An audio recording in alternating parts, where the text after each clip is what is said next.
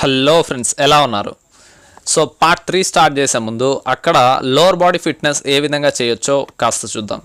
So guys, ఇది first work out.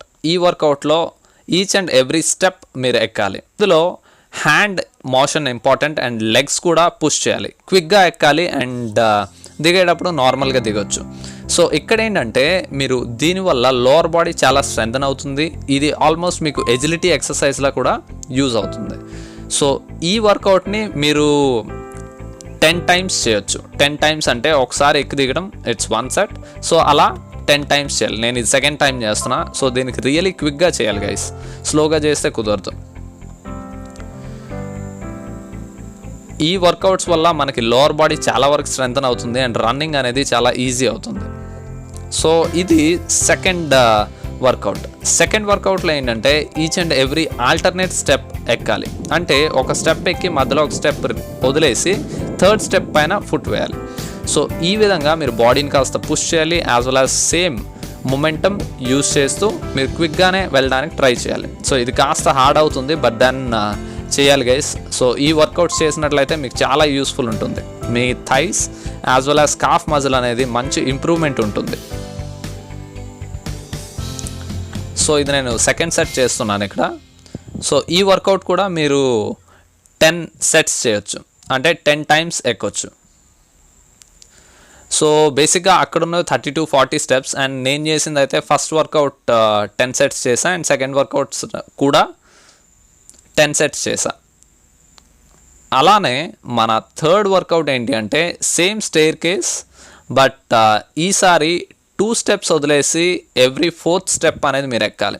So ఇది బిగినర్స్కి చాలా హార్డ్ ఉంటుంది అండ్ మీరు స్టెప్స్ కొంచెం మిస్ అయినా కానీ దెబ్బలు కూడా తగిలే అవకాశం ఉంటుంది, బికాజ్ లెగ్ స్కిడ్ అయ్యే అవకాశం ఉంటుంది. So you need to be very careful, జాగ్రత్తగా ఉండాలి. బిగినర్స్ అయితే చేయాల్సిన అవసరం లేదు, స్లోగా ఇంప్రూవ్ అయ్యి అండ్ దెన్ చేయొచ్చు. బట్ అలవాటు ఉన్న వాళ్ళు ఖచ్చితంగా చేయాలి ఇది. సో ఇది చేయడం వల్ల ఏంటంటే మీరు బాడీని చాలా వరకు పుష్ చేస్తారు. సో మీ లెగ్స్ అనేవి చాలా స్ట్రెంథన్ అవుతాయి అండ్ నార్మల్ గ్రౌండ్ రన్నింగ్ చేసేటప్పుడు పిచ్చ ఈజీ అయిపోతుంది. సో గైస్, నేను ఇది కూడా సెకండ్ సెట్ చేస్తాను. నేను కూడా ఇక్కడ సేఫ్గానే చేశాను, బికాజ్ స్టైర్స్ అనేవి అక్కడ అంతగా బాగాలేవు. అండ్ ఈ వర్కౌట్స్ ఏవైతే ఉన్నాయో ఇందులో అడ్వాన్స్డ్ వర్కౌట్స్ కూడా ఉన్నాయి. Single leg hop as well as jump and squat, but అక్కడ స్టెప్స్ బాగాలేవు కారణంగా నేను చేయలేకపోయాను. ఈసారి వర్కౌట్ వీడియోలో ఖచ్చితంగా అవి కూడా చేసి చూపిస్తాను. సో గైస్, ఓవరాల్ ఈ వర్కౌట్స్ మీరు చేసినట్లయితే చాలా యూస్ఫుల్ ఉంటుంది మీ లోవర్ బాడీ స్ట్రెంథనింగ్కి. సో మీరు ఎప్పుడు ట్రెక్కింగ్కి వెళ్ళినా కూడా లేదా నార్మల్ టైమ్స్లో కూడా ఎక్కడైనా స్టేర్స్ ఉంటే ఈ వర్కౌట్ అనేది మీరు ప్లాన్ చేసుకోవచ్చు. నేనైతే ట్రెక్కింగ్ అంతా అయ్యాక ఈ వర్కౌట్ చేశాను. సో ఫైన్ గైస్, ఇది మన చిన్న fitness session and then let's move on to part 3. Thank you.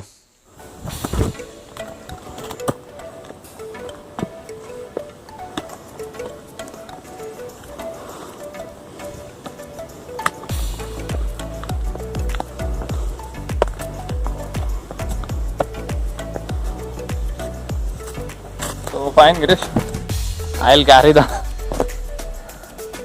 నా ముందు కదా.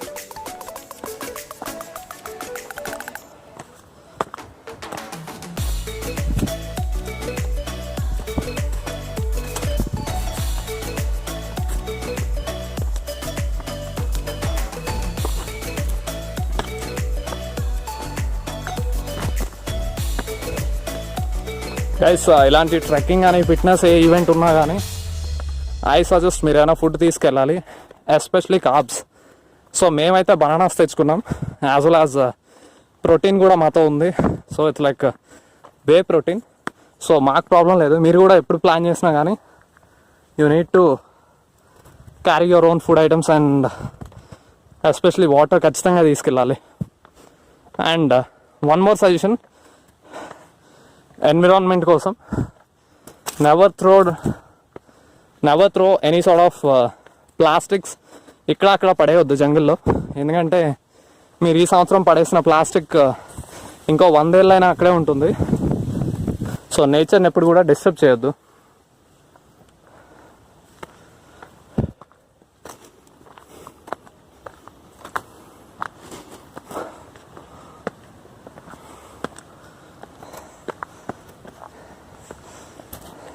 ఇక్కడ కొంచెం ఫ్లాట్ సర్ఫేస్ ఉంది. Thank God. ఓయా ఐ థింక్ ఇంకా గిరీష్ ఒక్క నిమిషం, ఐ థింక్ ఇంకా ఆల్మోస్ట్ మనం పైకి వచ్చేసాం. There is nothing left behind. ఇక్కడ చూసినట్లయితే కంప్లీట్ పైన ఉన్నాం గైస్. ఇవన్నీ మౌంటైన్సే. వైజాగ్ ఒక బ్యూటిఫుల్ సిటీ ఎందుకంటే lot of mountains, wild life ఎక్కువ, అలానే సో నేచర్కి చాలా క్లోజ్గా ఉంటుంది వైజాగ్ అనేది. కోస్టల్ సిటీ, బీచ్ కూడా ఉంది. So it's pretty good. మేము ఆల్మోస్ట్ ఇప్పుడు మౌంటైన్ పైకి వచ్చేస్తాం. సో దట్స్ వై ఇక్కడ ప్లెయిన్ సర్ఫేస్ ఉంది. ఐ థింక్ డెస్టినేషన్కి వెరీ క్లోజ్లో ఉన్నాం మేము.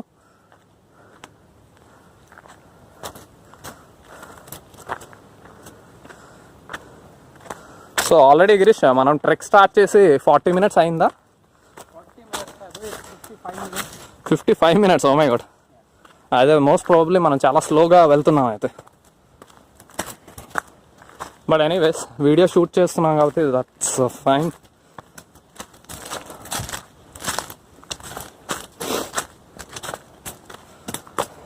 ఐ వండర్ ఈ రూట్ని ఎవరు క్రియేట్ చేసి ఉంటారా?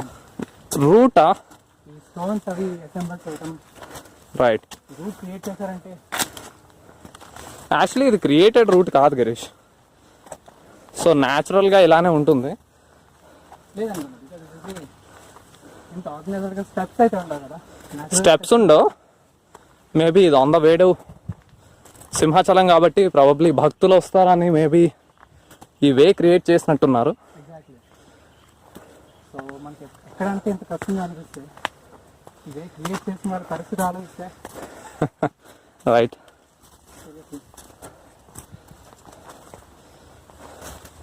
సో మంజీ స్టోరీ విన్నారా ఎప్పుడైనా గిరీష్? నీకు తెలుసా మంజీ?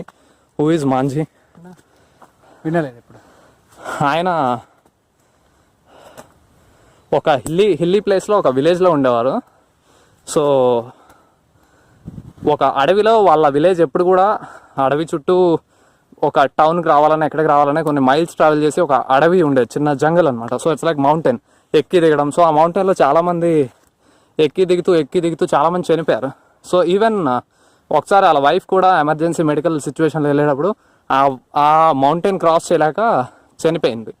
సో ఆ టైంలో ఆ రోజే మంజీ ఏం డిసైడ్ అయ్యాడంటే ఎలా అయినా ఈ మౌంటైన్ కొట్టి గవర్నమెంట్ ఆ వే వేయట్లేదు కాబట్టి నేనే వేస్తానని.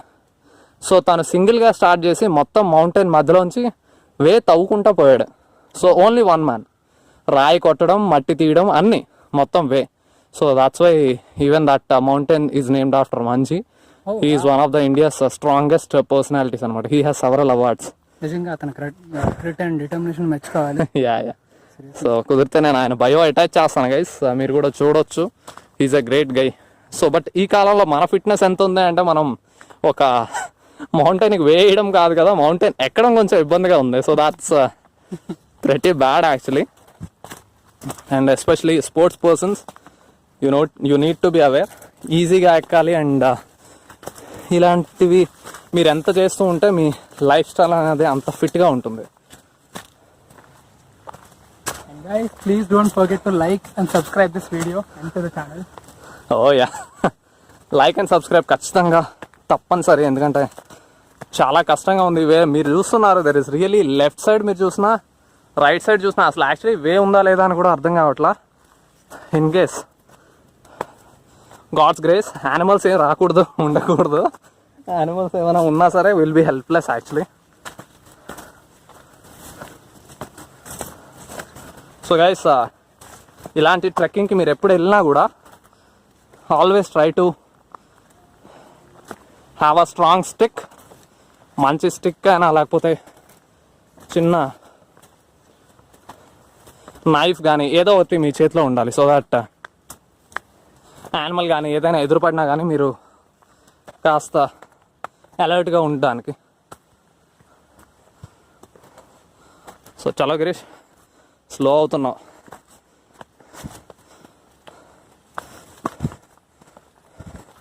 ఈ మౌంటైన్స్ బయట నుంచి చూసేటప్పుడు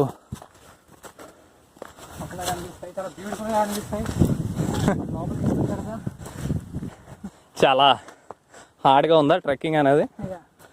గుడ్.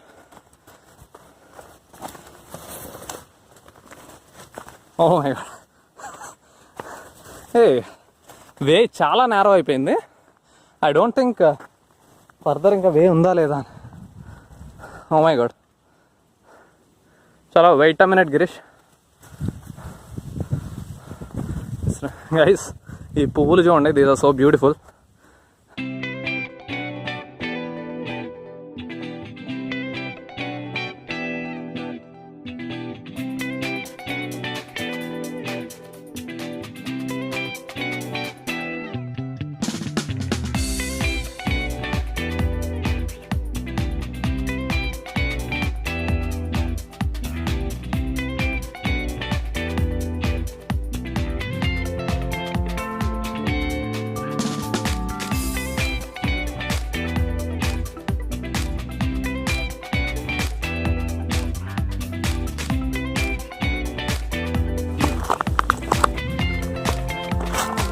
సో గైస్ ఇంకో చిన్న బ్రేక్.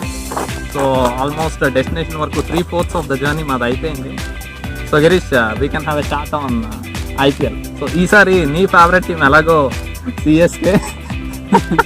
ఫస్ట్ టైం సిఎస్కే బయటకు వచ్చేసింది టోర్నమెంట్ నుంచి. సో నీకు ఎలా అనిపిస్తుంది యాజ్ అ ఫ్యాన్గా? అండ్ ఏంటి ఐ మీన్ ఈసారి ఐపీఎల్ నువ్వే అనుకున్నావు. సో నేను ప్రెడిక్షన్స్ కూడా ఇచ్చాను అండ్ రీసెంట్గా ఇవ్వట్లేదు. బట్ దెన్ సో నువ్వే అనుకున్నావు ఐపీఎల్ ఈసారి ఎలా అయింది? క్రేజీ, ఫస్ట్ హాఫ్ ఒకలా అయింది, సెకండ్ హాఫ్ ఇంకోలా అయింది. సో నీ థాట్స్ ఏంటి?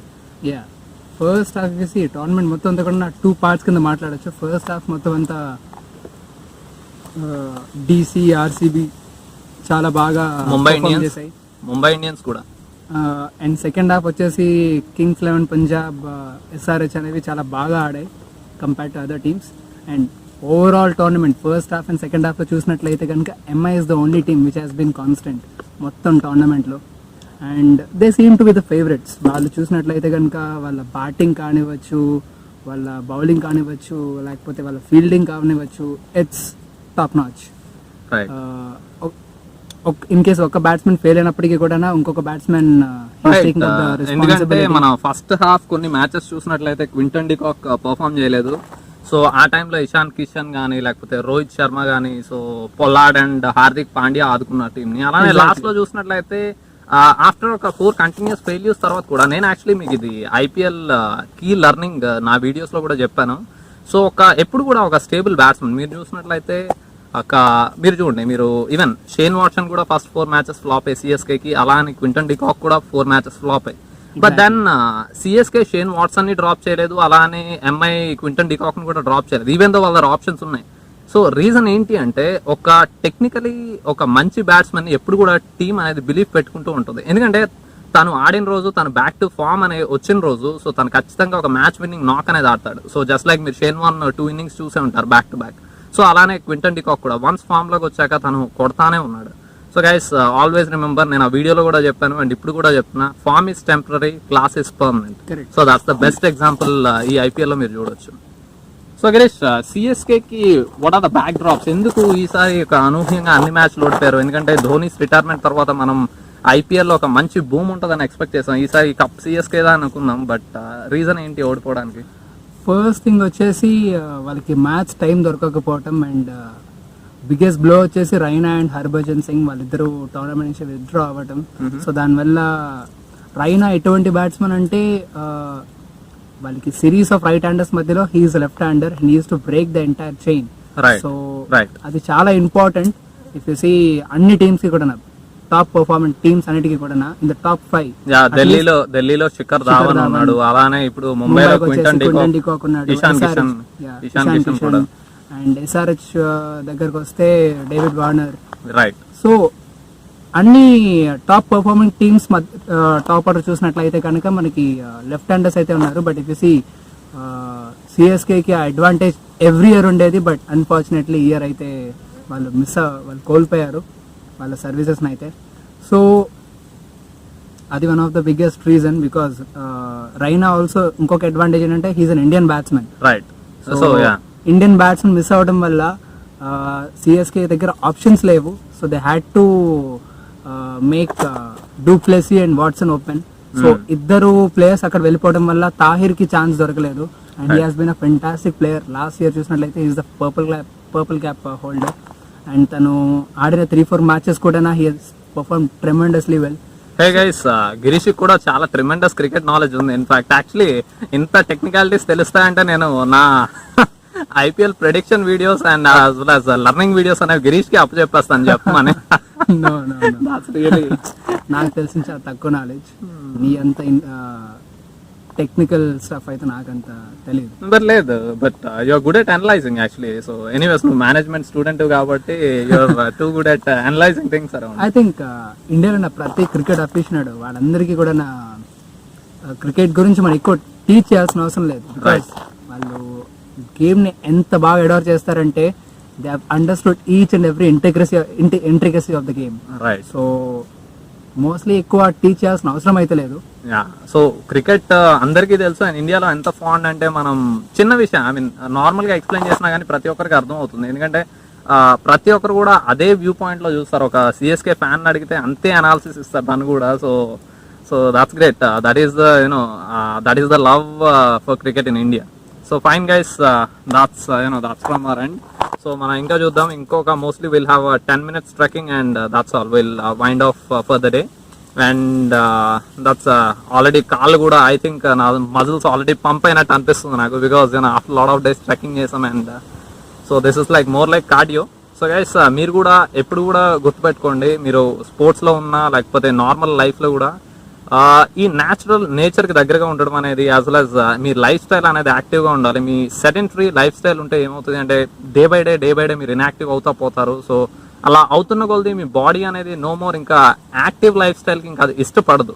సో మీరు బలవంతంగా జిమ్కి పుష్ చేద్దామన్న ఒక 2 days వెళ్ళాక మళ్ళీ డ్రాప్ అయిపోతారు. సో గైస్, రాదర్ దెన్ ఒక సైక్లింగ్ లేకపోతే స్విమ్మింగ్ కానీ లేకపోతే ట్రెక్కింగ్ కానీ ఇలాంటి న్యాచురల్ యాక్టివిటీస్ చేసి కూడా మీ హెల్త్ అండ్ ఫిట్నెస్ని ఇంప్రూవ్ చేసుకోవచ్చు. And for sports men this is mandatory. So ఇది అవాయిడ్ చేయకూడదు. సో యాజ్ మీ నాలా మీరు ఎవరెవరైతే స్పోర్ట్స్లో ఇన్వాల్వ్ అయి ఉన్నారో సో తప్పనిసరిగా you need to go. At least మీకు వీక్లీ కాకపోతే అట్లీస్ట్ 1 month కోసారైనా మీరు ట్రెక్కింగ్ చేస్తూ ఉండాలి. అలానే మీరు హిల్ రన్నింగ్ కూడా ఇంప్లిమెంట్ చేయొచ్చు. సో నెక్స్ట్ టైం నాకు ఎప్పుడు కుదిరినట్లయితే అప్పుడు హిల్ రన్నింగ్ కూడా నేను ఇంట్రడ్యూస్ చేస్తాను. దాన్ని ఏ విధంగా చేయాలి అండ్ రెప్స్ అండ్ ఎంత టైం వరకు మనం చేయొచ్చు అనేది క్లియర్గా ఎక్స్ప్లెయిన్ చేస్తాను. So Girish fine. అక్కడ ఏదో యానిమల్ ఏదో ఉందని భయపడుతున్నాడు గిరీష్. ఇన్ఫాక్ట్ ఏదో మూమెంట్ వినపడుతుంది. డోంట్ వరీ, ఇక్కడ ఇన్ఫాక్ట్ ఏమైనా వచ్చినా కానీ మనం ఏం చేయలేము. ఎందుకంటే కింద స్లోప్ కాబట్టి పరిగెత్తలేం, పైన కూడా అప్పు కాబట్టి ఎక్కలేము. So we need to animal తో నెగోషియేట్ చేసుకుంటూ కూర్చోవాలి తప్ప ఏం చేయలేం. So fine Girish, wind it up. ఏదో ఒక మెసేజ్ చెప్పు మన వ్యూవర్స్ కి. సో దట్స్ వాట్ గైస్, ఈ వీడియో చేస్తున్న మెయిన్ పర్పస్ ఏంటంటే we just wanted to tell you the importance of fitness. So మీరు కూడా హెల్దీగా ఫిట్గా ఉండాలని. బికాస్ లాక్డౌన్ వచ్చిన తర్వాత చాలా మంది చాలా లెథార్జిక్ అయిపోయారు, ఎక్కువ మూమెంట్ లేదు, బయటికి ఎక్కువ రావట్లేదు, భయపడుతున్నారు. సో ఇన్ కేస్ బయటికి రాకపోతే కనుక ఇంటిలోనే మీరు ఎంతవరకు వీలైతే అంతవరకు వర్కౌట్స్ చేయటం లాంటివి చేస్తూ కాస్త ఫిట్గా ఉంటే it's better for health and also for the country. So what about the sportsmen కి అయితే ఇది mandatory actually. Obviously. So that's all from our end. మీకు ఈ ట్రెక్కింగ్ వీడియోలో ఏమేమి నచ్చాయి, ఇంకా మనం ఏమేమి యాడ్ చేయొచ్చు, ఏమైనా సజెషన్స్ ఉన్నాయా, లేకపోతే మీరు మా మధ్యలో కన్వర్జేషన్లో లేకపోతే గిరీష్ని మీరేమైనా క్వశ్చన్స్ అడుగుదాం అనుకుంటున్నారా, నన్ను ఏమైనా అడుగుదాం అనుకుంటున్నారా? సో ఎనీథింగ్ కమెంట్ సెక్షన్ మీకోసం ఇచ్చారు. So please put your comments down and ఛానల్ని సబ్స్క్రైబ్ చేయండి, వీడియోని లైక్ చేయండి అండ్ ఫ్రెండ్స్తో ఎంతమందితో వీలైతే అంతమందికి షేర్ చేయండి. Every week and every month by month videos upload అవుతూనే ఉంటాయి అండ్ చాలా ఇన్ఫర్మేటివ్ కంటెంట్ అయితే వస్తూ ఉంటుంది. So that's all friends, thank you so much. Bye.